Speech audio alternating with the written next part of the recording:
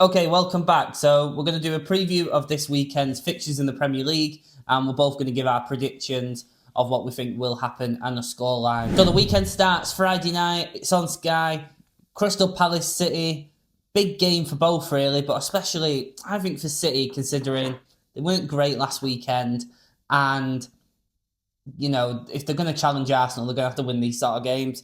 Now, just to give you a few sort of stats and a bit of information, last two fixtures, actually, last season were both 3-0, which I don't remember City winning 3-0 at Palace, but a great win for them. Now, Doku's still out. Apparently, Mateus Nunes is still not fully fit, so he might not be starting. And Boadi is expected to be in the squad, but don't know if he'll start. For Crystal Palace, Ismail Assar's not fit or not available, and Riyad is also unavailable for Palace. How do you think this is going to play out?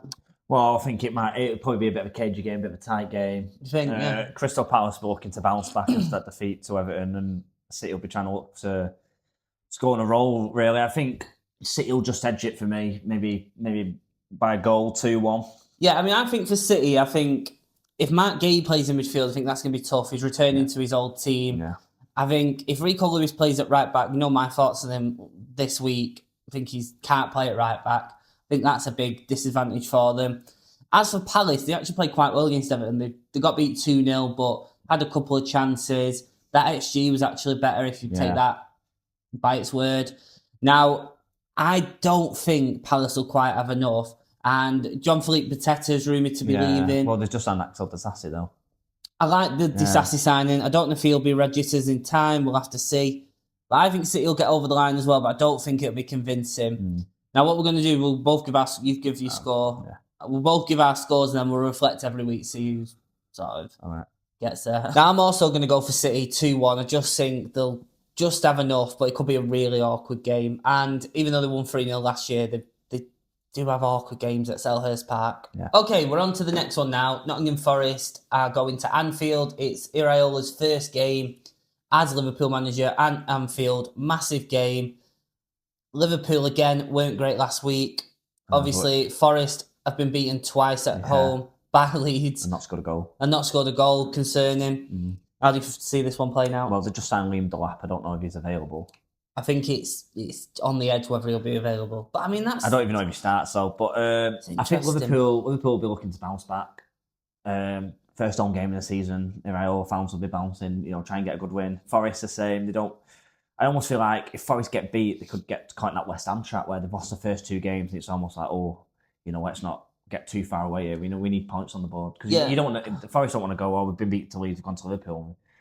We're sort of 4 games and we've not got a point. Well, Forest actually won 3-0 last year at Anfield, bizarrely. And I think they won a couple of years ago, 1-0. Yeah, I remember Hudson-Odoi scoring. Yeah, so they've obviously got a good record there. I think this is the bigger game for Liverpool. I know Forest, I know what you're saying, it's quite awkward, could end up sort of spiralling. I don't think their fixtures are great either going forward for the first sort of 6 games, and you want to win on the board. But for Liverpool, you definitely want to win on the board. And my concern for them actually is this Forest team haven't scored in 2 games. Not it's the start of the season.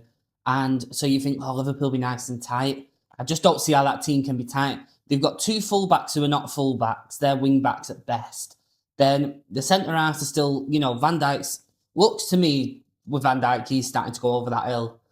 Jeremy Jacquet's played well, but he's only a young kid. And then that midfield, they've just got gaping holes in that midfield. So I think it's going to be really, really awkward for Liverpool. If Liverpool are going to be chaotic like we saw last Sunday, and they're even at home this time, if sort of Glasgow and Forest are sat there going, we can have a go here, they're going to be open. Yeah, they almost don't want to get caught at their own sort of game plan. If they say, we're going to be a bit open as well, well, Liverpool throw 7-8 bodies forward, and then all of a sudden you go, they've been done, Forest. Well, I don't think that. I don't see Glasgow doing that. I don't see him going at Liverpool, but they could be sharp on the break. If they play maybe a Hutchinson in there or Gibbs White's got a bit of pace, you've got obviously Igor up front. Igor Jesus, yeah. I was just blanking on his name there. And Chris Wood. I don't think Chris Wood will start, to be fair. And Die. Well, big intrigue is he going to play James McAtee in the 2 away at Anfield? No, that's a big question. Because would you play in there? Dominguez, maybe. Not trust McAtee. Well, I mean, he could play in there, but he's predominantly a cam that can sort of operate on that right, and you're almost setting him in two sort of defensive midfield positions, and I just don't know if that's his game, full stop. And you think, oh, definitely not Anfield. Definitely not Anfield. I think it's interesting. I think if you're going to trust him in there, trust him, play him in, and see what happens. Well, we'll see. Now, having said all that, my worries for Liverpool, all that, I actually have him winning 3-1. Yeah, I'd say 3-1. I've got the same as well. Yeah. Right, so that takes us to the other side of Merseyside now, and Everton are away at Bournemouth. Really tricky game to sort of predict this one. Everton had a good win last week. Weren't brilliant, but solid enough, and got the win over Palace 2-0. Yeah. Obviously, Bournemouth, we've spoken about the City game. They were actually pretty decent. They're probably worried about set pieces, but 2 late goals at the Etihad, it happened. And it's actually their first league defeat since the 3rd of January, which is amazing, really. I know it doesn't fully carry on because it's a new season, new manager, but that's an interesting fact. Now, they are currently unbeaten in 9 league games at home because of that record, and it's going to be tricky for Everton. Well, I'll just talk about Everton first of all. Yeah. I quite like what I saw from Everton last week, even they got the line against Palace, but I think that starting 11 is gone with Roll at right back, Mikalenko at left back. Roll at right back? Yeah. What's all that about? Armstrong and Hackney in midfield with Young, and I think it was like they had an Ndai, they had a George, Dewsbury Hall, and then Barry's. We'll get on to Barry in a minute. Mad, hasn't he? We'll get on to Barry in a minute. But I thought if you was to put that starting 11 on that, you'd go, that's not a David Moyes starting 11. But I feel like they've adapted to new seasons, got new players in, the league's changing. Well, they hit a bit of a sort of lull last season, didn't they? That back end of the season. He's had a refresh. They look all right. Yeah, and Barry, well, he scored last weekend. Yeah. And, albeit against a rotated Preston team who've probably got... What, the hat-trick? Yeah, the hat-trick, a Preston team who've probably got, they're not too fussed about the Carabao Cup, but a goal's a goal and a hat-trick's a hat-trick. Well, 4 goals in his first 2 games, like you said, and... I think the big thing for me was he scored a hat-trick, he's made 5 subs, they've got Preston Cup, they've got this game of Bournemouth away, and he actually didn't bring better one. Yeah, I mean, maybe Barry is now his proper number 9 because, well, he started with Barry last season, didn't he? Yeah. And then... He just couldn't get going at all. It's not like give a bit of a... Oh, it's not like he could rotate them. I think they were both as bad as each other. Yeah. Honest, yeah. But Barry, although there was signs the back end of last season that he was picking up. So, I mean, if they can get him going, he scores 15 goals. He might finish in that top 10. I think he cost 25 million in this market this summer. I mean, it's absolutely... Well, he had a great record in Spain for Villarreal, so... Snippet, really, isn't it?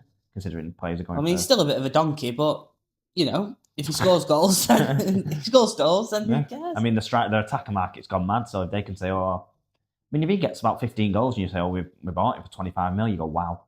Yeah, that's all I have to say. Yeah. Now, prediction? I've gone for a Desmond, 2-2. 2-2, have you? Yeah.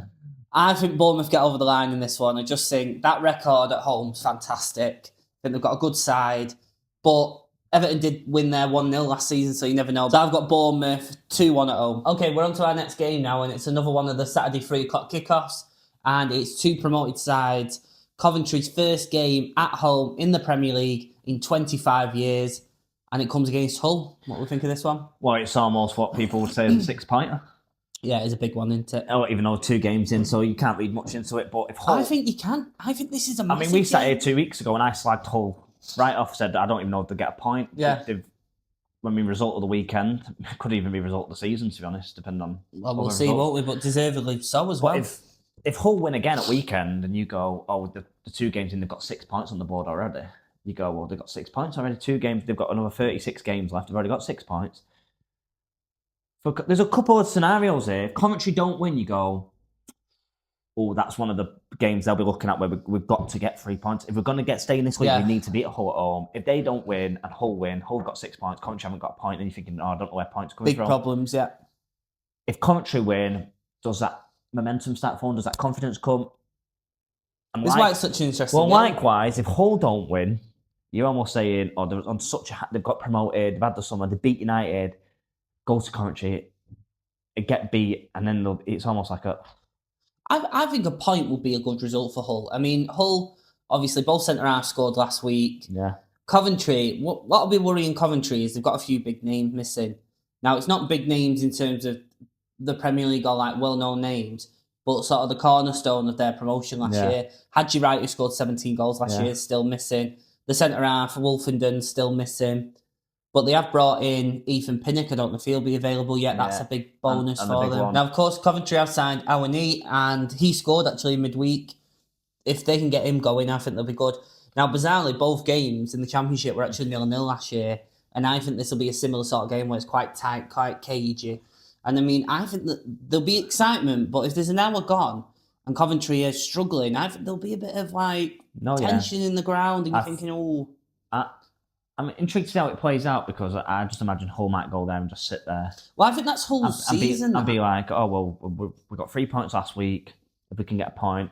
But then part of me thinks, if they're on such a high and they've got a bit of confidence, they might go there and go, I'll tell you what, we'll have a go here. Well, I think that would be a mistake. I think what they should be doing is that formula last week where they're tight, they sit in, they're good at set pieces.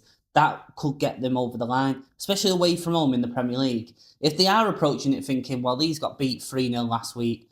We played them last season. They didn't beat us last season. They're just another promoted side. We'll go and have a go. I think they'll get done because I think there's quality in this Coventry side. But I do think they'll try and keep it tight. I just think Coventry will just have enough to get over the line. I just think they're still a bit of an unknown, Coventry, because... Well, they're a massive unknown. This is like such a big game. I feel like you've watched teams play now, last weekend, midweek. I still think they're unknown because, well, that's just the hardest game in the league, probably away at Arsenal, so you didn't really find anything out about them. No. So I think you'll know a lot more about Coventry.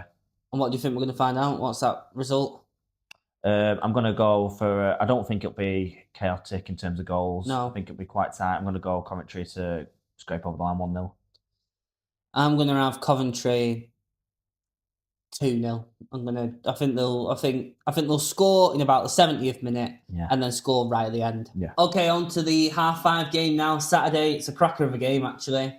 Tottenham versus Newcastle. Now Newcastle played really well against Liverpool. They'll be gutted that they conceded that last minute penalty. Now for Spurs, well, dearie me, big problems.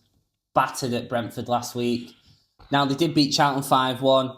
Savinho, well, he wants to be known as Savio now, doesn't he? But goal and an assist on his debut off the bench. But Charlton made 10 changes, so you can beat Charlton's B team 5-1 if you want. I think it's a really interesting game. Bizarrely, with these two teams, there's been 18 goals in 4 games across their 2 games each. So that tells you, I think there's going to be goals. Well, I think the big important one for Tottenham, I think Van der Ven's going to be fit, who's probably their best defender by a mile. Yeah, and that Dutch partnership at the back. Yeah, I don't know if Pedro Porro's back, although he did come on. Yeah, I think he'll probably be fit. So which means they've probably got their actual reserve probably back four and keeper. Keeper, he's got his winger. I know Marmouche has agreed today. I don't know if he'll start or if he'll play. So Savio will start, won't he? He's got a couple more signings because, as we said in the review show the other day, I said that front three was absolutely... To say you spent that much money and you ended up with that front three starting. Well, I had a few Tottenham fans say to me in comments or like privately, oh, well, we had 7 injuries and the actual cost of the squad was not massive compared to Brentford's starting 11. Or their starting 11 compared to Brentford's starting 11. The cost wasn't crazy. I said, it's not a good enough excuse. And this injury excuse for Tottenham, how many years are we going to go on about it? Kulusevski's been out for way over a year. James Maddison just can't stay fit. Who else was injured for them? Obviously, Van der Ven's coming back now.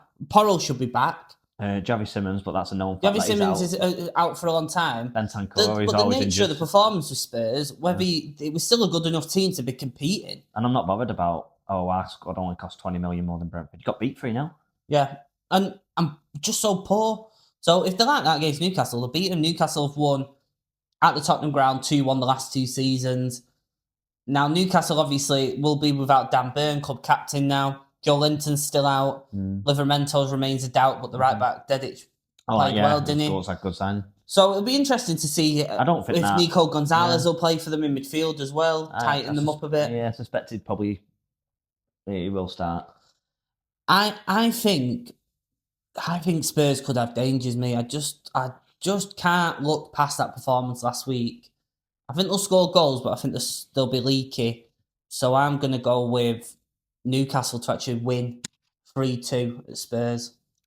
I don't think Tottenham need to win. Yeah. Because if they get beat 3-0 at Brentford like they did last week, and then they've got Newcastle at home, and if your prediction comes true and they've got beat home to Newcastle, after the last 2 seasons they've had where, I know they won the Europa League, but they finished 16th and then they've nearly gone down last season. And after 2 games, they spent that money and they've got no points. I think it could get toxic very quickly at that football club. Well, that's what my envision is, that if Newcastle score early and are 1 or 2-0 up at half time, they're going to be booing them. They're going to be booing them early doors. They're going to be absolutely, because it's just like season after season of absolute garbage. Well, so you've got to kick on at some point, and this is a massive, massive game. Well, they finished like 16th wherever they finished, won the Europa League, so it was like, free it. Last season was a mess. Yeah. De Zerbi's come in about March. They've still nearly gone down, but they've saved themselves. They've gone, right, fresh start. Let's spend this money. Let's really go for it. And people were like, yeah, they're definitely going to finish that top 4, top 5. They rock up at Brentford last week. You go, oh, it's poor. Really poor, yeah. Yeah, really poor. They didn't even show anything, really. They beat a Charlton B team. But you think they get over the line? My prediction is, just because they're at home, I think they'll scrape past 2-1. Just about. Well, we'll see, won't we? But there's our first big disagreement. Okay, we're on to the Sunday games now. First game, Stamford Bridge. Xavi Alonso's first home game in the Premier League. Chelsea v Brighton. Now, Chelsea look fantastic against Fulham. Going forward, their front three look unbelievable. Defensively, a bit leaky. Obviously, Sanchez in nets. A joke rumoured with Emi Martinez. I think that'd be a great signing for him. They just need someone who is a competent goalkeeper. He's not even a Premier League standard goalkeeper, Sanchez. So they just need to get rid of him really quickly. As for Brighton, they actually play. We're filming this on the Thursday. They actually play tonight at home. Conference League playoff against Tremoso. Now, 0-0 first leg, but they should get over the line in that. I think that's going to be a big factor, even though they won 4-0 last week. Villa were really poor, give them most of the goals, didn't they? And I think it'll be a struggle for Brighton. Well, you could look at it on that side. There you go. They've given a few goals away to Villa. They've got red card after 40 minutes and they've won 4-0. They've kind of saved their energy in the second half. Yeah, definitely. But I'll just see where they're at in terms of navigating the season tonight. Is he going to rotate 6-7 players tonight and go, well, we're going to go through? Oh, no, you can't do that. No, well, we'll see, because that's what... That'd just be ridiculous. But that's what Crystal Palace did. But they didn't do it in the... You can't do it in a playoff game, we'll just see. We'll just see, because if he plays a full 11... If Brighton play full 11... Of course they're going to have to play on full Thursday 11. Tonight. Yeah. And they play... I don't know, 90, but most of them play 90 minutes. I'd probably go for Chelsea win. I know, but you're right. I just think that's... Of course they're going to play the full 11 tonight. If you ask them, right, would you rather get beat on Sunday, having, played 90 minutes and be tired on the Thursday, or would you rather go out tonight? You'd say you'd rather get beat on the Sunday? No, but I'm just going to say, is he just going to make one change and change a fullback? I don't think he'll make any changes. I think he'll play his strongest side. Has he changed that? Or is he going to rotate, 4 or 5 players and think, well... I mean, I can't believe they draw 0-0, to be honest with you. Well, to be fair, they had like 25 attempts, 70% possession, nearly. Seemed unlucky in the game. No, but they've drawn 0-0. Well, you can't draw 0-0 away and then say, we'll tell you what, we'll just rotate 5 players and we'll be absolutely fine. They've been working to get in Europe. They're in Europe. You can't just bin off the playoff game. I'm not saying he is rotating. I'm not saying he needs to. Would you rotate? No. Right. But he might rotate, that's all I'm saying. I don't think he would. I don't think there's a chance. And I'm not saying he's rotating like, oh my God, he's made 8 changes. He might make 4 changes. I think if you're going to rotate on Sunday. Rotate on Sunday and just write that game off if you're going to do that. Anyway, Chelsea.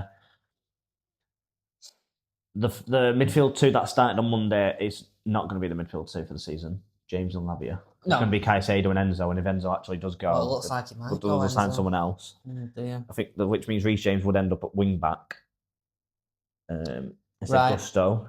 Yeah. So then I think that team looks a lot better.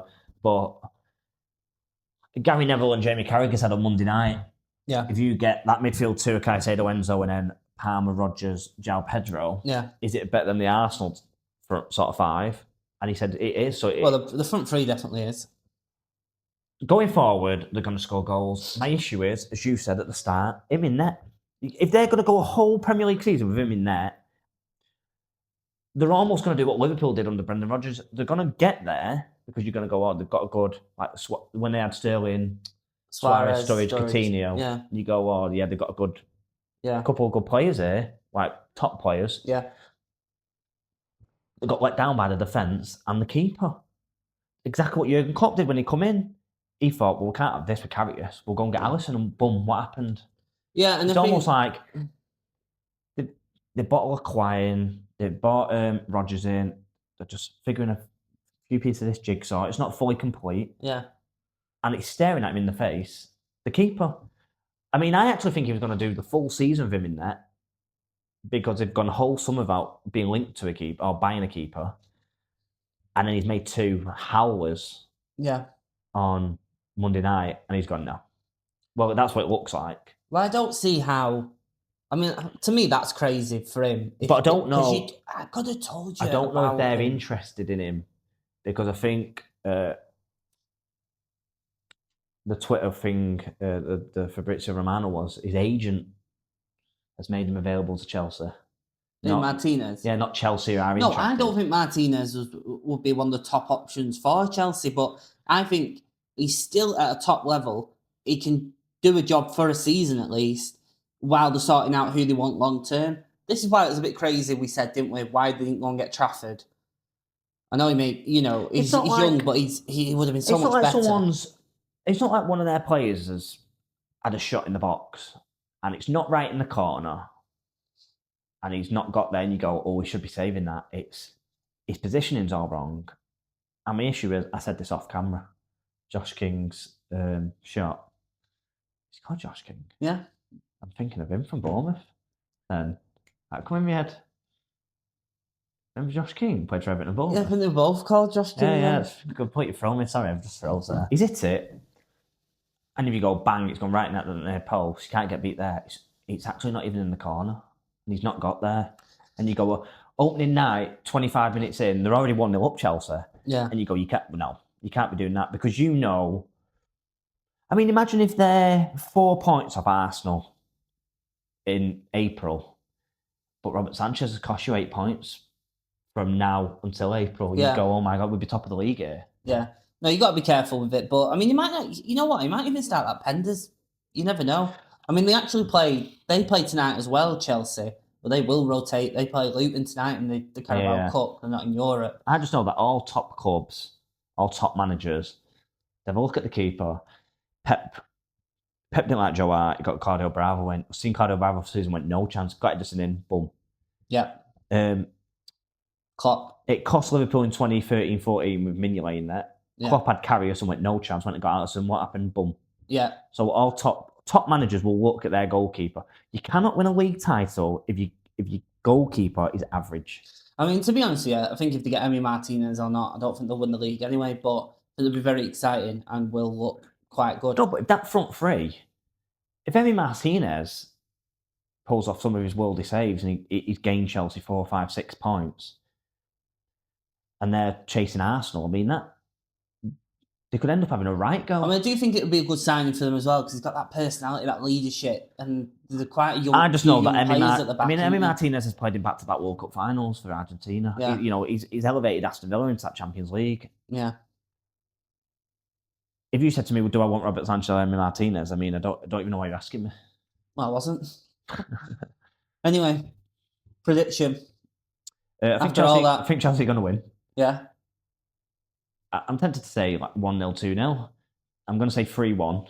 Right. Because I can't go on a rampage about Sanchez and say they're going to keep a clean sheet. So Brighton will score. So what you got? 3-1? Yeah. See, I've got 4-1. I just saying 4-1. Yeah, I think Cole Palmer looked unbelievable. Rodgers at home. João Pedro looks You good. don't trust that Brighton back four.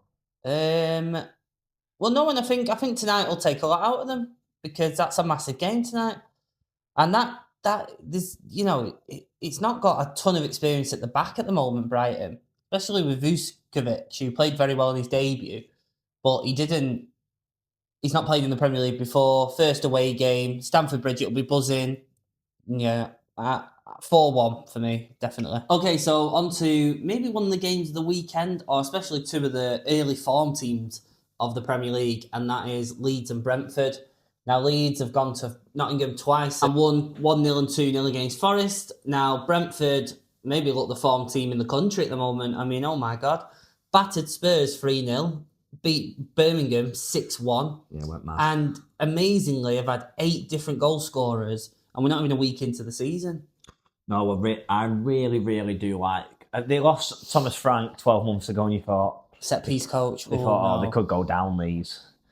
Yeah. And I think, wow, what I think they're What a well-run club. Well, they're about to sign Juve from West Ham, left back. West Ham at left back. That means the two full-backs are Coyote and Juve. They've got Igor Thiago up front. Kevin Shardy on the wing. They're just really solid. They're good, aren't they? They can get balls into the box. They're quick on the break. They can pass it about. They've got the throw it. I think they can hit you from all angles. Yeah. Beauty of having a set piece coach specialist as your manager, I guess. Well, yeah, and maybe that's something that we don't take into account enough. Now, Keith Andrews was a decent midfield player and was actually a Sky Sports pundit as well, so he's had different experiences, and he seems really calm, and he started really well for them. I think someone that actually does go under the radar is the keeper. I think he's really Kelleher. Well, that's another smart bit. I think he's really solid. You can go and get a backup keeper from a big club, and they end up not being as good as you think, but he's been really good. Ireland's number one.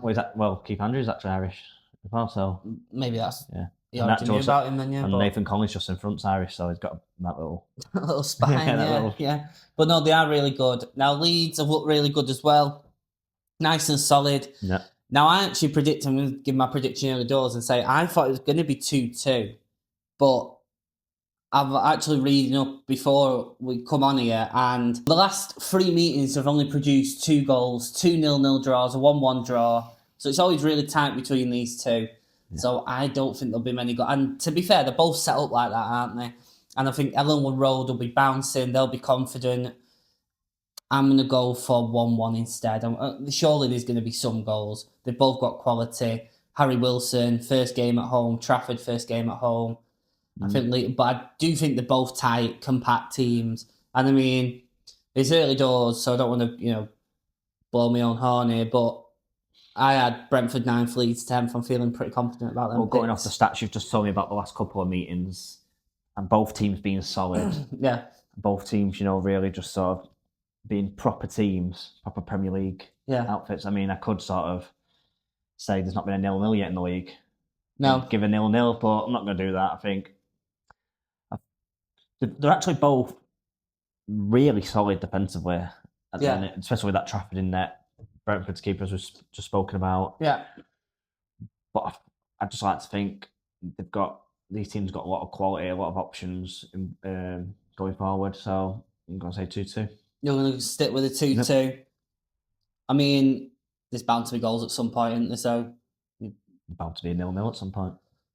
We'll have to wait and see. Right, so the other 2 o'clock game on the Sunday is Sunderland-Fulham. Interesting game. Another big game. I mean, it's early on in the season, but you feel like these are quite big games for quite a lot of these clubs because you're just desperate to get off the mark. Yeah. You just want that first win on the board, especially if you're a new manager. Now, Sunderland got beat last week. A couple of mistakes. They didn't actually play that badly in the game. I didn't think Fulham were too bad. I mean, Gary Neville on Monday Night Football after it was saying, these could be, because he was worried how far the centre-half was splitting and they were quite wide open. But it's a change for Fulham. They've got a younger team. I mean, I think they had the oldest team in the league last season, or the second oldest, and they brought that right back down, the average age of the squad. And I didn't think they looked too bad. Scored a couple of goals. Garcia off the mark. I think it'll be an interesting game. Yeah, the big one for me is Fulham played Monday night, which means that they're having to play Wimbledon at home, albeit Wimbledon. Yeah, they But should they've still rotate, it's still a surely. game that they've got to play. But Sunderland are actually in Europe, so they've had a full.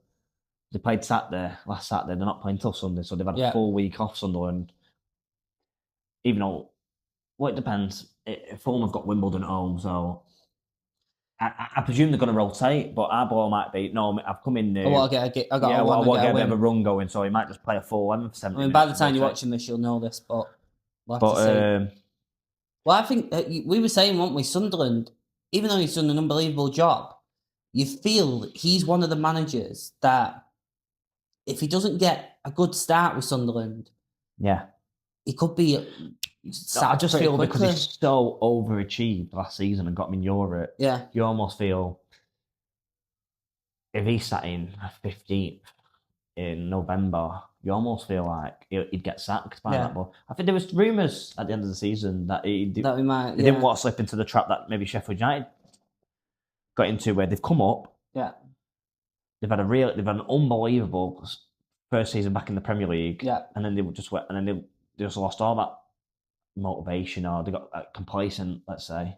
Yeah, it catches up with you sometimes. You catch teams out, The don't you? In worry that for first me year. is Well, Sunderland last year, it was games like last week, but they'd be on the right end of it. the worry for me is they've had to change that whole squad because they've done a whole and come up a year too early, so they had to splash money.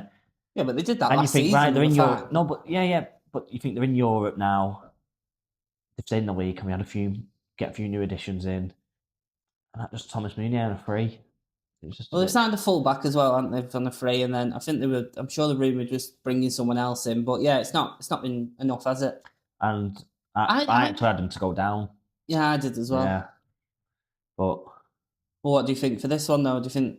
I mean, Sunderland I think expected to be without Adingra as well. Still, I think obviously, Angulo looked all right. That cracking free kick last week. I think Sunderland will scrape it by a goal, 2-1. Well, what makes you say that? You just slagged them off for the last couple of minutes. No, I'm just saying. Well, I'm just saying they've only signed one signing, but they've still got that squad from last season. And you think that'll be enough? You're happy with that? Well, they're at home. That crowd will be bouncing. They need a win on the board, and they'll actually come off that pitch at Ipswich last week going, we've played all right here. It's not like they've been beat at Ipswich and go, oh, disaster. They're terrible. They've played all right. They've been beat by Ipswich, made a mistake.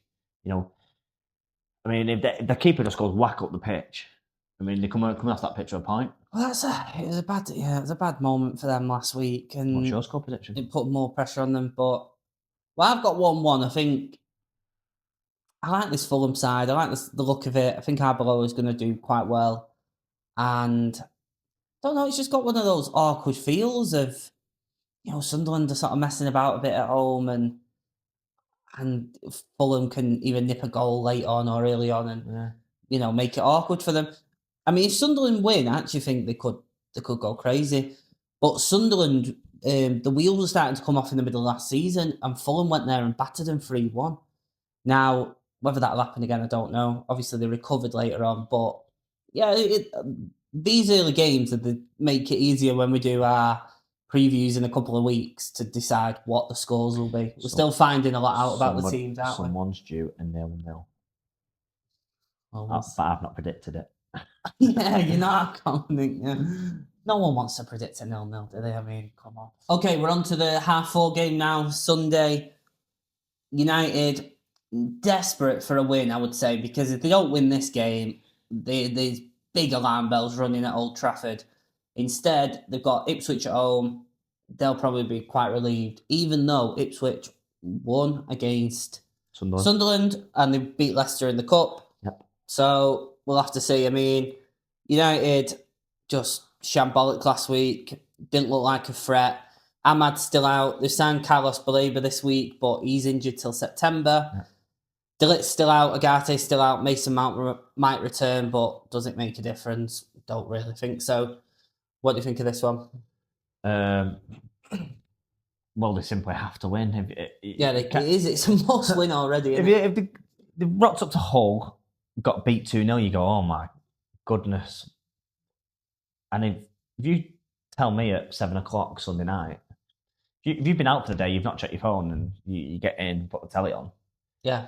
and you've gone, oh, they've got beat onto Ipswich. You go, oh well. Where do they go from there? Yeah. I think the only positive I've got about them is that it can't get any worse than Hull. Yeah, last week it can't. That performance was absolutely diabolical. And they've got a decent record at Old Trafford. I think last season they finished quite strongly. I think they won the last 3 games, scored 10, only conceded 2. And I mean, in Mbeumo, Cunha are good players. Fernandez, top player. They're bound to get going. I do think that even though Ipswich have done well, great start, I think this is almost a perfect game to get back on track. I think they've just got to look at it and go, we are better than Ipswich. We're at home. You can't just look at it like that. They would have said that last week. First home game of the season, at home to a newly promoted team. You know what? They're almost saying, because they've been beat by Hull 2-0, you're almost thinking they've almost got to go. They've got to rock up on Sunday and go bang, bang, bang, and almost like it's 3 or 4. It could have been 7. If they sort of go, awkward, it's awkward and scrape over the line, and they've scraped over the line 1-0. I mean, other people, but a win's a win. But then you go, it's not great. Yeah. I do think it'll be all right for United. Ipswich, I think they're looking good, because they've made some good signings already. Tammy Abraham's set to sign. They've signed Palacios from Germany. Looking good, but I think this will be a step too far for them. They made a couple of good signings. The thing is, for me, with Ipswich, if they've come up, they're not expected to win on Sunday. They've got to win on the board. Yeah. I'm almost tempted to think they might rock up and have a go. You keep saying this about these teams that you think they're just going to... No, I'm not saying they're going to rock up and they're going to throw the fullbacks forward and it's going to be like, oh my God, what are they doing? But I feel like they're not just... Traditionally you think, oh, newly promoted side at a top 4 club. Yeah. You think, oh, they're just going to sit there, keep it really tight, and then maybe last 10 minutes have a go.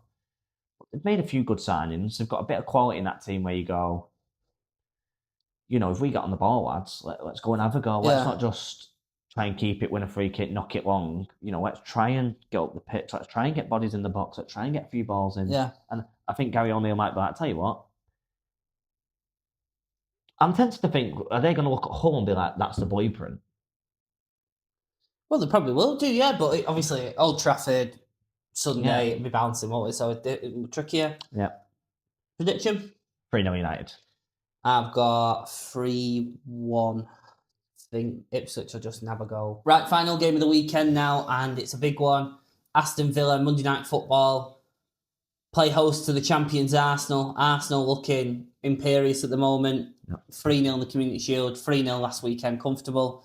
Villa, 4-0 defeat, 4-0 down in half an hour, and a man sent off. Only the second time ever in the Premier League that's happened in a half.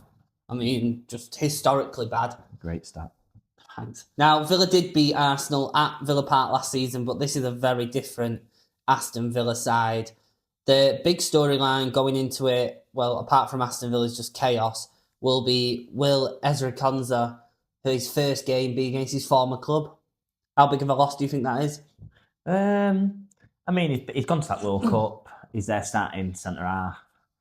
Of course, it's a big loss, but the stat that scene was, I think Aston Villa in the last 4 seasons have conceded an average of about 50 goals a season anyway. So it's not like he's really, really solid and it's like, oh my goodness, we've lost our star player. I think the players they lost in Rodgers, Tielemans... obviously Watkins is going to Saudi now. I was gone. I think they're actually a bigger loss.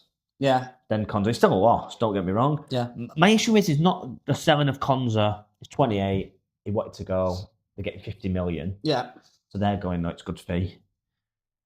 It's that they've not replaced him yet and they've had a week. That's my issue. That's the biggest concern. My concern is, I think Aston Villa over the course of the season, because it's looking like, there's a couple of players they're rumoured with. They were rumoured with with Bellis. I don't know if they're going to go for someone different now. Obviously, Nicholas Jackson looks like it's going to be over the line. They're also looking at your likes of even Mateta, even if they get Jackson. So they're definitely looking at a few different players. But for this week in particular, they've got big, big problems. Obviously, the back four will be whatever it is. Yeah. Then João Gomez is suspended. This is on top of Onana's long injury. Manzambi's still injured. So they've got big problems in there. They've got no striker. They're selling Tammy Abraham. Brian Maggio's injured, and they're selling Watkins, or Watkins has gone. And so you're left with Buendia, Ross Barkley, someone who's not a striker playing up there.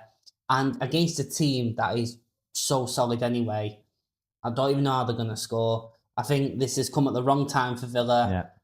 Good time for Arsenal, because this can be one of the hardest away games of the year. Even when they won the league last year, they got beat there. They've beaten other big teams there over the last couple of years. But I think perfect timing for Arsenal, and I think they'll be quite comfortable. Well, I think if Aston Villa would have made a few signings, or I'm just worried at how that stadium's going to be on Monday. They've had that shot result last Sunday. They've not played in the cup because they're in Europe, and they've got Arsenal, and is that stadium almost like? Well, they've not even got a striker. They've not even got. I just thought for this weekend, I think Nicholas Jackson's all but done, but I don't think it's confirmed. I mean, Monday night, so maybe the registration's a bit later. I don't know, but so maybe it's the fact that it's the fact that they've let Tammy Abraham go without getting anyone. Well, he clearly don't fancy. My biggest issue is, and this has happened all summer with him. Yeah, they've let all these players go out the door before they've got players in, or they've. It's not like they've half got somebody in. It's not like you've said to me. It's like they've needed it for the money, though, isn't it? But it's not like you said to me last Tuesday. Yeah. They've agreed personal terms with Nicholas Jackson and all let Watkins go. It was like, we're going to let Ollie Watkins go. He can go. So he's not even in that squad at weekend, but they've not got a striker in, so they've ended up with no one up front. I think was it Buendia or Ross Barkley up front? Oh, how can you get in the Champions League and end up with one of them up front? Well, I mean, in terms of the longer term sort of view of the season, I mean, Aston Villa, I think, actually, I'm sure they lost the first 5 games last year, or didn't pick up many points. I think there's a stat that they didn't score. Yeah, so in terms of... maybe it was that. So in terms of long term, I think they'll be fine, because I think he'll bring in a few players. And I think they can't get any worse, and an Emery side doesn't allow that to happen again.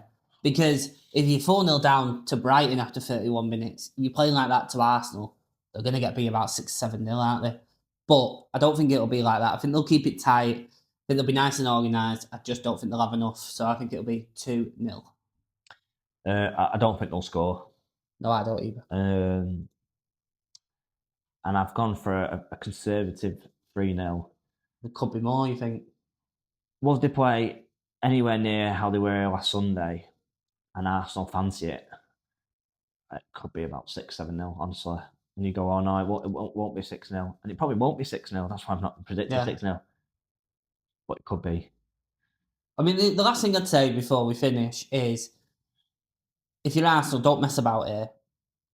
I don't care. It's Villa away, but it's a poor Villa side at the moment. A Villa side that's hurting.